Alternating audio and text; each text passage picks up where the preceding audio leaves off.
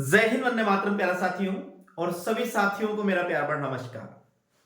साथियों, आज फिर पढ़ने वाले हम छायावाद और छायावाद की आज अपनी ये दूसरी क्लास है। मैं साथियों आपको पूर्ण विश्वास दिलाता हूं, यदि आप लगातार ये क्लासें देखते रहे और इसमें जो मैटर है वो यदि आप याद करते रहे साथियों, तो निश्चित रूप से साथियों सेकंड ग्रेड में एक भी ऐसा प्रश्न नहीं आएगा पेपर में जो मेरे द्वारा पढ़ाया हुआ नहीं है। साथ ही साथ फर्स्ट ग्रेड की भी साथियों मैं आपको पूर्ण विश्वास दिलाता हूं कि फर्स्ट ग्रेड का भी ये लगभग लगभग साथियों 90 से 95% जो एग्जाम में आएगा साहित्य में वो यहीं से आएगा। तो आप बे निश्चिंत होकर साथियों इन क्लासों का फायदा उठाइए और ये बिल्कुल निःशुल्क क्लास है साथियों। और मैं केवल साथियों मेरे अंदर पढ़ाने का जज्बा है, मैं पढ़ाना चाहता हूं साथियों, इसलिए मैं बहुत मेहनत कर इसे पीपीटी बनाता हूं साथियों, फिर साथियों इसको अपलोड करता हूं। पीपीटी बनाने में मुझे 4 से घंटा लगते हैं एक क्लास, फिर कम से कम 2 घंटा माने क्लास को अपलोड करने से मैं दिन में लगभग 4 से 5 6 घंटे तक लगभग साथियों मैं एक वीडियो बना पाता हूं। और ये केवल साथियों मैं चाहता हूं कि जो परेशानी मुझे आई वो परेशानी आपको नहीं आए, इसलिए साथियों ये क्लास मैं आपके सामने लेकर आता हूं। तो यदि आपके पास गलती से साथियों ये क्लास भी पहुंचती है तो बड़े मनोयोग के साथ इसे देखिएगा। कोई भी चीज समझ में नहीं आती है तो मेरे से जरूर पूछिएगा साथियों, मैं आपके 100% उस चीज का हल करने की कोशिश करूंगा, समझाने की कोशिश करूंगा साथियों। तो हम शुरू करते हैं साथियों आज कौन सा हिंदी साहित्य इतिहास के चतुर्थ काल का, चतुर्थ काल को, चतुर्थ युग को क्या, चतुर्थ भाग को क्या आदि काल के नाम से जाना जाता है। आदि काल का यह है तृतीय कालखंड जिसे छायावाद के नाम से जाना जाता है, जिसकी समय सीमा क्या है 1918 से 1936, ये छायावाद की समय सीमा है साथियों। तो शुरू करते हैं साथियों, क्या पढ़ते हैं हम, छायावाद पढ़ते हैं। और ये छायावाद की अपनी कौन सी क्लास है, ये साथियों छायावाद की अपनी क्लास है दूसरी क्लास है। यहां पर आज हम ऐसे कथन देखने की कोशिश करेंगे, ऐसी टॉपिक पढ़ेंगे साथियों, ऐसा मैटर पढ़ेंगे जो हूबहू आपको एग्जाम में देखने को मिलेगा। तो मेरे साथियों चैनल पर पहली बार तो चैनल को जरूर सब्सक्राइब कर लीजिएगा, साथ साथ बेल आइकन दबाकर ऑल पर प्रेस कर लीजिएगा। देखिए बात करते हैं, पहले हम यहां बात करते हैं छायावाद के चतुष्टय, छायावाद के 4 स्तंभ। तो छायावाद के 4 स्तंभों की बात करते हैं तो अपने पास आता है प्रसाद, कौन आता है, प्रसाद, पंत और प्रसाद, पंत, निराला और महादेवी वर्मा, ये छायावाद के चतुष्टय कहलाते हैं, छायावाद के 4 स्तंभ कहलाते हैं। तो याद रखना छायावाद का प्रवर्तक है कौन है, छायावाद के प्रवर्तक के साथियों वो है पंत। कौन है, छायावाद के जो प्रवर्तक है मेरे साथियों वो पंत है। तो पंत, प्रसाद, निराला और महादेवी वर्मा ये छायावाद के 4 चतुष्टय है।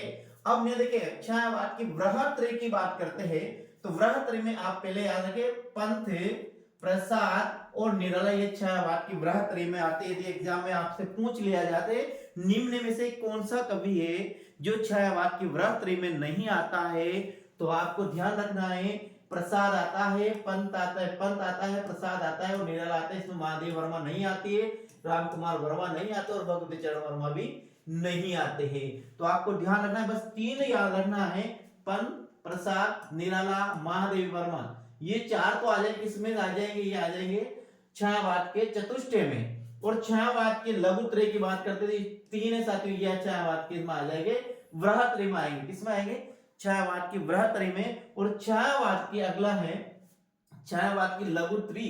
तो छायावाद की लघुत्रय की अपन बात करते हैं तो छायावाद की लघुत्रय में आएंगे महादेवी वर्मा, राम कुमार वर्मा और भगवती चरण वर्मा, ये है छायावाद की लघुत्रय और वो है छायावाद की वृहत्रय। तो ध्यान रखिए, यहां देखो यहां महादेवी वर्मा, यहां एक और लिखता है राम कुमार वर्मा, क्या लिखते हैं, और न्या लिखते हैं भगवती चरण वर्मा, भगवती चरण वर्मा। अब देखिए 1 2 3 4 5 6 कवि को आप याद कर लीजिएगा, प्रसाद, पंत, निराला, महादेवी वर्मा, राम कुमार वर्मा और भगवती चरण वर्मा। तो ये छायावाद के 6 कवि अपन को याद हो जाएंगे। तो 4 तो ये छायावाद के को चतुष्टय, छायावाद के 4 स्तंभ, छायावाद की वृहत्रय में आगे से 3, छायावाद की लघुत्रय में पीछे से ये 3। इस प्रकार से आप इसे याद कर लीजिएगा। अब आता है छायावाद का गौरव ग्रंथ, ध्यान से समझिएगा। छायावाद का गौरव ग्रंथ, छायावाद का उपनिषद किसे कहा जाता है? छायावाद का गौरव ग्रंथ किसे कहा जाता है? तो मेरे साथियों, कामायनी को छायावाद का क्या कहा जाता है? उपनिषद कहा जाता है, छायावाद का गौरव ग्रंथ कहा जाता है। यदि प्रश्न पूछ लिया जाए कि छायावाद का गौरव ग्रंथ या छायावाद का उपनिषद किसे कहते हैं, तो कामायनी को छायावाद का उपनिषद या गौरव ग्रंथ कहा जाता है। ये कब प्रकाशित हुई? तो ये 1935, अपना आंसर होगा 1935। कामायनी पर जयशंकर प्रसाद को मंगला पारितोषिक भी प्राप्त हुआ। ध्यान रखना, कौन सा? मंगला प्रसाद पारितोषिक भी इनको प्राप्त हुआ। किस पर? कामायनी पर। अब देखिए, ये है 1935 में प्रकाशित हुई। इसमें यदि सर्गों की चंद संख्या की बात करते हैं साथियों, तो 15 सर्ग है। पहला सर्ग इसका क्या है? चिंता पहला सर्ग है। और अंतिम जो 15वां सर्ग है साथियों, वो कौन है? आनंद इसका अंतिम 15वां सर्ग है। पहला सर्ग तो है चिंता और अंतिम सर्ग है इसका आनंद। ये जो है साथियों, ये शैव दर्शन के, शैव प्रत्यभिज्ञान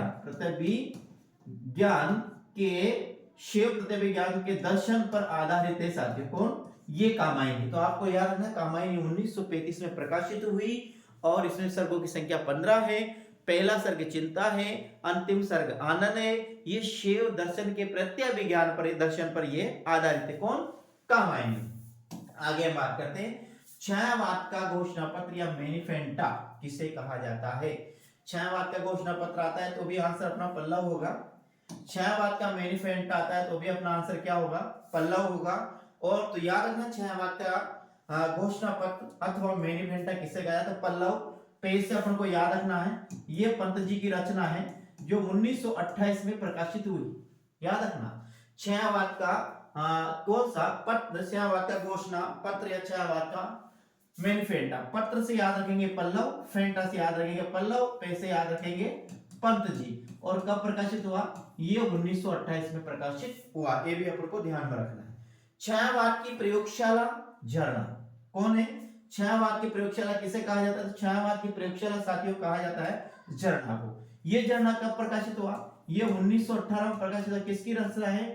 ये जयशंकर प्रसाद की रचना है साथियों, ध्यान रखना, जयशंकर प्रसाद की रचना है। कौन? झरना। और झरना को कहा जाता है छायावाद का प्रयोगशाला झरना, जो 1918 में प्रकाशित हुआ और जयशंकर प्रसाद की ये रचना। अब कुछ बिंदु है। छायावाद का पतन, एक कृति आती है छायावाद का पतन, के लेखक कौन है? डॉक्टर देवराज। याद रखना, छायावाद का पतन कृति के लेखक डॉक्टर देवराज है। तो एक और ध्यान में रखना, यहां का छायावाद कृति, केवल छायावाद कृति के लेखक डॉक्टर नगेंद्र है। और हिंदी में छायावाद, ये कृति है हिंदी में, छायावाद इसके लेखक है मुकुटधर पांडे।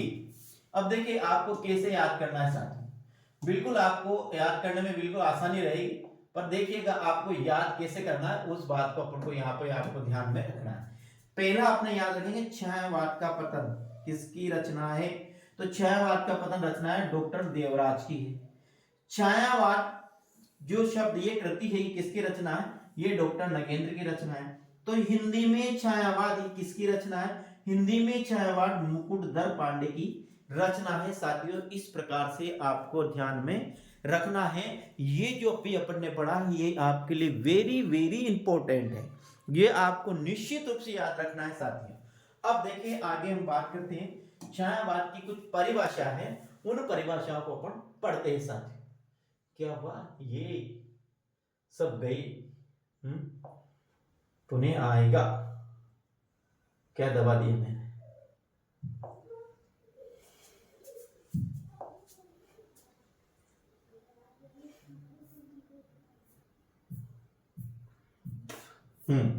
छायावाद की परिभाषा की बात करते हैं।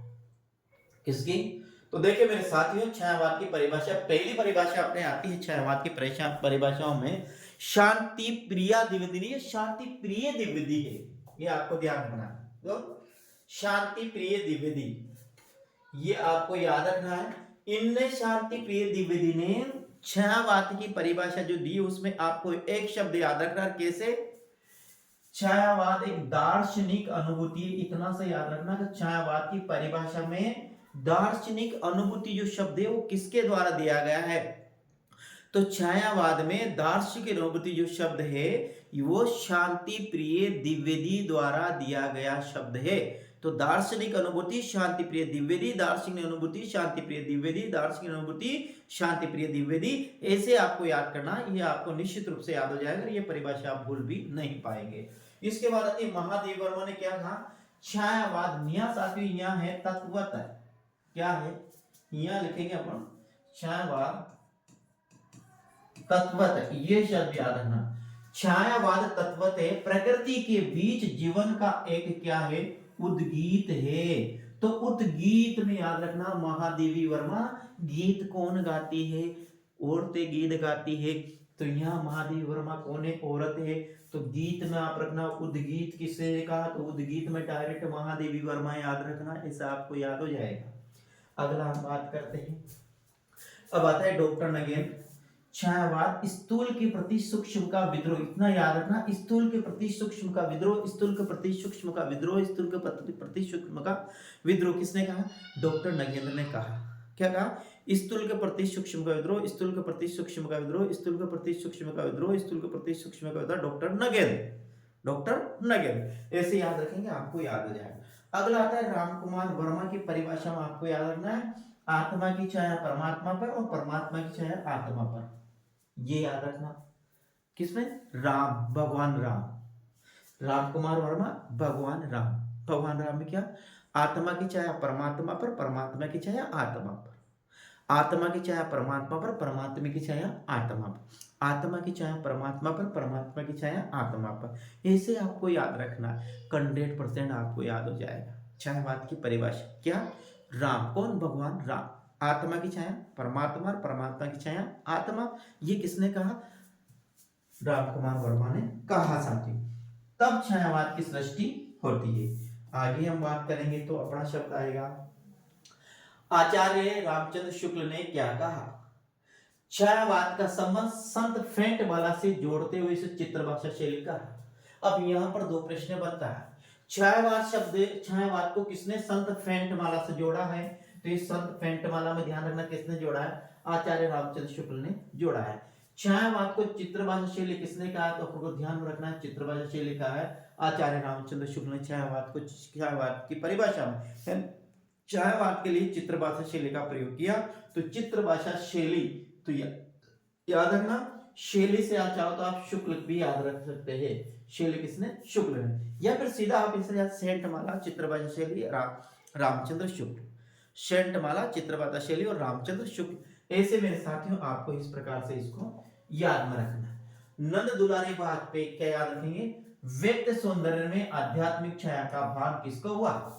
नंद दुलारे वाजपेयी को व्यक्त सौंदर्य में आध्यात्मिक छाया का भान हुआ, किसे?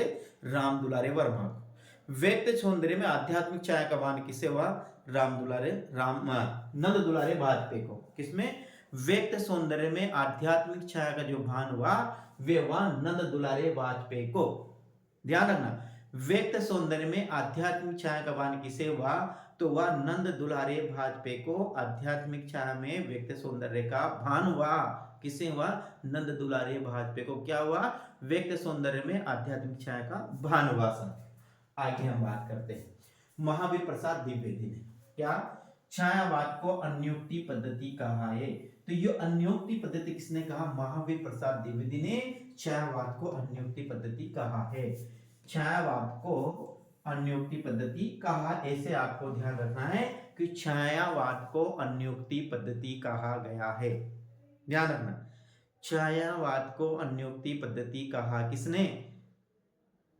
किसने कहा छायावाद को अन्योक्ति पद्धति? महावीर प्रसाद द्विवेदी ने छायावाद को अन्योक्ति पद्धति कहा। याद रखना, अन्योक्ति पद्धति किसने कहा? महावीर प्रसाद द्विवेदी ने छायावाद को अन्योक्ति पद्धति कहा, ऐसे आपको याद रखना है। रामकुमार वर्मा ने छायावाद स्थूल के प्रति सूक्ष्म का विद्रोह नहीं मानते हुए बल्कि इसे क्या कहा? थोटी नैतिकता, रूढ़िवाद और साम्राज्यवादी संबंधों के प्रति विद्रोह कहा है। स्थूल के प्रति सूक्ष्म का विद्रोह तो किसने कहा है? डॉक्टर नगेंद्र ने कहा। स्थूल के प्रति सूक्ष्म का विद्रोह किसने कहा है? डॉक्टर नगेंद्र ने कहा है। लेकिन नहीं माना स्थूल के प्रति सूक्ष्म का विद्रोह किसने नहीं माना? रामकुमार वर्मा ने नहीं माना है। ये देखिए नगेंद्र, स्थूल के प्रति सूक्ष्म का विद्रोह किसने कहा? डॉक्टर नगेंद्र ने कहा है। लेकिन स्थूल के प्रति सूक्ष्म का विद्रोह किसने नहीं माना है साथियों? तो स्थूल के प्रति सूक्ष्म का विद्रोह नहीं माना है, वो किसने नहीं माना है? राम विलास शर्मा ने छायावाद को स्थूल के प्रति सूक्ष्म का विद्रोह नहीं माना है। बाकी क्या माना है? थोथी नैतिकता माना है, रूढ़िवाद माना है और साम्राज्यवादी बंधनों के प्रति विद्रोह माना है। अगला आता है हमें हजारी प्रसाद द्विवेदी। हिंदी साहित्य में आचार्य रामचंद्र शुक्ल के बाद यदि किसी दूसरे विद्वान का नाम आता है तो वो आता है हजारी प्रसाद द्विवेदी। ध्यान रखना, हजारी प्रसाद द्विवेदी। आचार्य रामचंद्र शुक्ल की समस्त मान्यताओं को यदि किसी ने तोड़ने का साहस किया तो हजारी प्रसाद द्विवेदी जी ने ही किया साथियों, आपको ध्यान रखना। हजारी प्रसाद द्विवेदी छायावाद के मूल में पाश्चात्य रहस्यवादी भावना अवश्य थी। छायावाद के मूल में ये जो मूल में पाश्चात्य रहस्यवादी भावना किसने मानी? तो हजारी प्रसाद द्विवेदी ने मानी। छायावाद के मूल में पाश्चात्य रहस्यवादी भावना किसने मानी? ये मानी साथियों, ध्यान रखना। हजारी प्रसाद द्विवेदी ने छायावाद के मूल में पाश्चात्य रहस्यवादी भावना मानी है साथियों। आगे अपना प्रश्न आता है, प्रश्न नंबर आता है 10वां। ये बस यहां से अपना खत्म हो जाता है। सुमित्र नंद पंत ने छायावाद क्या कहा? छायावाद काव्य ने लेकर केवल एक अलंकृत संगीत बन गया था। क्या बन गया था? किसने कहा? पंत ने।